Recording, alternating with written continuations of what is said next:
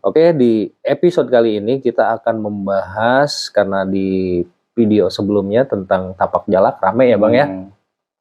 Nah, kita akan membahas lagi tentang batu akik dan mustika.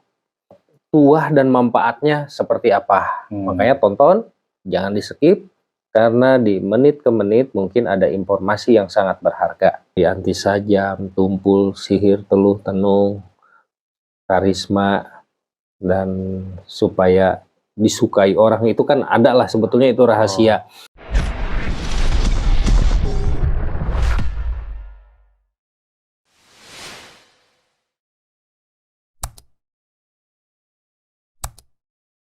Assalamualaikum warahmatullahi wabarakatuh. Salam budaya, salam satu hobi. Berjumpa kembali bersama kami dari Duung Channel. Di episode kali ini kami akan mengupas tuntas tentang tuah dan jenis-jenis dari batu akik atau mustika ya. Mustika, batu akik, munta besi. Jadi ada dua kategori, ada mustika, ada batu akik. Itu bebas aja sih penyebutan itu, hanya nanti definisi mustika itu apa kan itu ya. Dan edukasinya akan disampaikan oleh Kang Mas Dirmas Pamer nih teman-teman. Oke, Sampurasun Rahayu untuk semua para penonton, terutama subscribernya. Yang nonton belum subscribe tentunya di subscribe. Kenapa? Karena di Duung Channel ini adalah channel tentang edukasi real ya. Kita apa adanya yang bukan berdasarkan katanya, tapi atau mitos, tapi betul-betul yang kita kupas sudah berdasarkan pengalaman dan penelitian tentunya. Oke, di episode kali ini kita akan membahas karena di video sebelumnya tentang tapak jalak rame ya Bang ya. Nah, kita akan membahas lagi tentang batu akik dan mustika.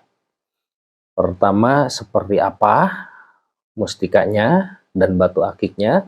Yang kedua, tuah dan manfaatnya seperti apa. Makanya tonton, jangan di-skip, karena di menit ke menit mungkin ada informasi yang sangat berharga. Intinya seperti itu. Kita sudah hadirkan, di sini ada batu munta besi. Ini munta besi. Iya. Nah, ini batu biduri laut ya. Biduri laut. Kalau bahasa batunya ya. Nah, ini saya nggak tahu jenisnya apa nih, batu akik. Nah, kita terangkan dulu.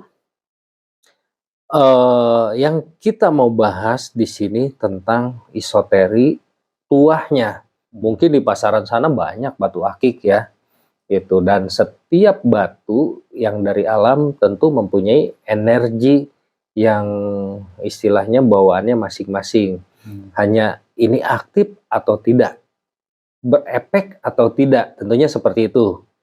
Nah, proses dari sebuah pengaktifan media pertama itu tentu sama seperti ketika seseorang meriadohkan untuk amalan, dalam arti bukan berbentuk barang ya Bang ya, meriadohkan amalan untuk dirinya. Proses waktunya sama, karena netek, kalau saya bilang netek atau masuknya suatu energi ya nggak bisa dikurangin, apalagi kita mau memanifestasikan terhadap media itu. Nah, contoh ini munta besi. Munta besi ini tentunya terkenal di Sulawesi ya. Di Sulawesi. Dari Sulawesi, bahwa ini adalah sarana media sebagai sisi proteksi baik anti sajam, tahan sajam, baik dari senjata tumpul ataupun lainnya, sihir, teluh, tenung. Ini, dan media ini untuk karisma, kewibawaan. Apakah semua munta besi seperti itu? Tentu tidak. Tidak semua. Nah, khusus untuk munta besi yang sudah diaktifkan. Dan ya, nah sebelum diaktifkan kita akan mengukur dayanya dulu. Karena setiap bahan pun mempunyai pancaran energi yang beda-beda. Nah, kita pilihkan dari bahan-bahan yang memang energinya itu sudah sangat bagus. Nah, baru diriadohkan. Dan mungkin ada yang nanya, bagaimana cara meriadohkan? Setiap orang itu punya pakem berdasarkan ijazah dari gurunya masing-masing, kan gitu. Nah, kebetulan saya dapat wasilah pengaktifan itu turun-temurun dari empu zaman dahulu, kan gitu. Nah, ini semua sudah diriadohkan, diaktifkan, dan insya Allah tanpa pantangan. Tanpa pantangan. Nah, untuk lebih lanjutnya mungkin ada yang mau nanya gitu ya, ini seperti apa gitu kan ya. Oke, sekarang kita bahas mengenai batu cincin dan mustika. Ya, kata mustika asal kata dari mastaka. Mastaka itu kalau kias bahasa Sunda adalah kepala. Nah, di sini bukan secara harfiah kepala, namun yang diistimewakan. Nah, itu namanya mustika. Jadi mustika itu sebetulnya nggak harus berbentuk batu. Macam-macam kayak mustika tali Roma, mustika osi kuning. Ada lagi saya mustika nogo gitu ya. Jadi kata mustika itu kias kata dari mastaka atau suatu kebesaran gitu. Nah, batu akik ya ini seperti ini batu akik kategorinya. Nah, yang mau kita bahas sekarang batu akik yang bertuah tentunya. Nah, yang kita hadirkan di sini batu-batu yang sudah diriadohkan, yang insya Allah permanen bisa diturun-temurunkan selama bendanya tidak rusak atau pecah, kan gitu ya. Nah, sebetulnya kita agak canggung kita membahas ini karena di luar ini pasti kontroversi karena sekarang kan lagi trennya itu orang logis yang kayak gitu nonsen ini. Nah, sebetulnya manusia itu kan semua berwasilah ya Bang. Kita sehat, wasilahnya istirahat yang cukup, makan ya makanan yang sehat. Nah, kita mau pergi ke suatu tempat, wasilahnya kendaraan. Nah, itu wasilah secara wadag lahir. Nah, ada wasilah dalam wadag batin apa? Doa. Nah, doa itu ada yang termanifestasikan. Nah, ketika seseorang tidak percaya terhadap suatu keajaiban, berarti dia tidak mengimani sesuatu yang gaib. Karena di Al-Quran juga ada wa ma yu'minu bil ghaib. Ya, sesuatu yang sifatnya gaib atau kasat mata itu memang ada. Nah, di luaran sana juga banyak kontroversi Bang, syirik, musyrik. Kan yang ukuran musyrik itu yang tahu orang yang melakukannya, karena tergantung niatnya. Ya, innamal amalu biniat, kan gitu. Selama kita menjadikan ini wasilah, bukan mempertuhankan gitu kan ya.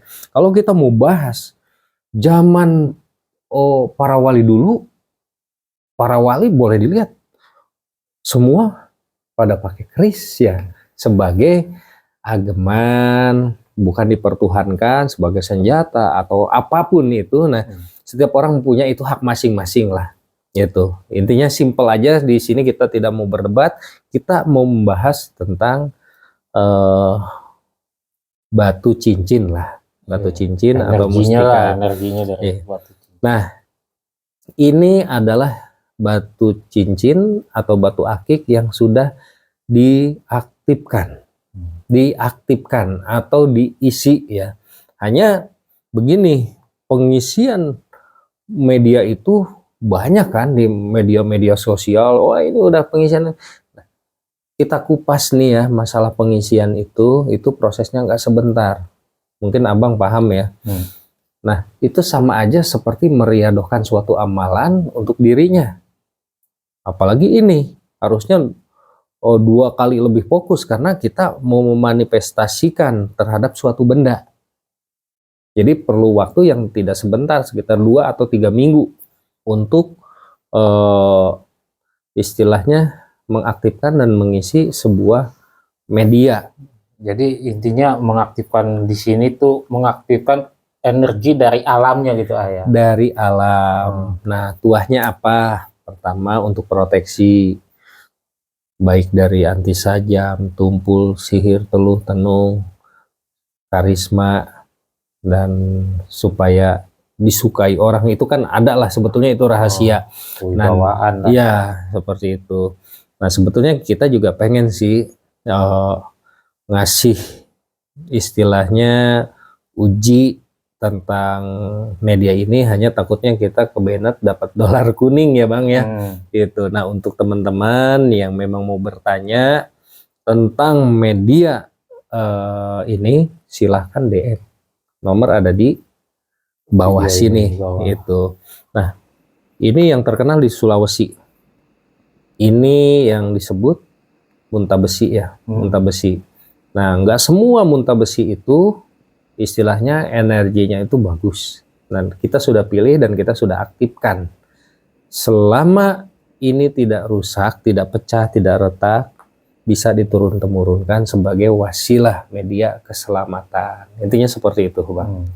Dan riwayatnya memang luar biasa tentang muntah besi. Nah, ini biduri laut ya. Biduri laut itu ini untuk proteksi, untuk sarana pengasihan umum, tapi ya seperti itu. Kita nggak mau ngobrol kaleng-kaleng. Silahkan untuk para praktisi atau yang memahami energi, silahkan dicek sendiri. Biar nggak ada dusta di antara kita gitu ya. Gitu. Dirasakan, monggo. Yang misalnya mengaku indigo atau bisa melihat hal-hal, monggo silahkan. Kita terbuka gitu. Tapi ingat, ini hanya wasilah, bukan untuk sombong-sombongan, bukan untuk jago-jagoan, karena manusia itu nggak ada yang kebal di Jagat Raya ini. Adanya wasilah keselamatan gitu ya. Mungkin simple, dikit, nah tapi punya makna. Punya makna. Untuk selanjutnya mungkin ada teman-teman yang mau sharing atau lain halnya, silahkan. Oke teman-teman, cukup sampai di sini untuk ulasan kita tentang batu akik atau mustika muntah besi. Sebelumnya kami mohon maaf apabila ada penyampaian kami yang kurang tepat. Wabillahi taufiq wal hidayah. Wassalamualaikum warahmatullahi wabarakatuh.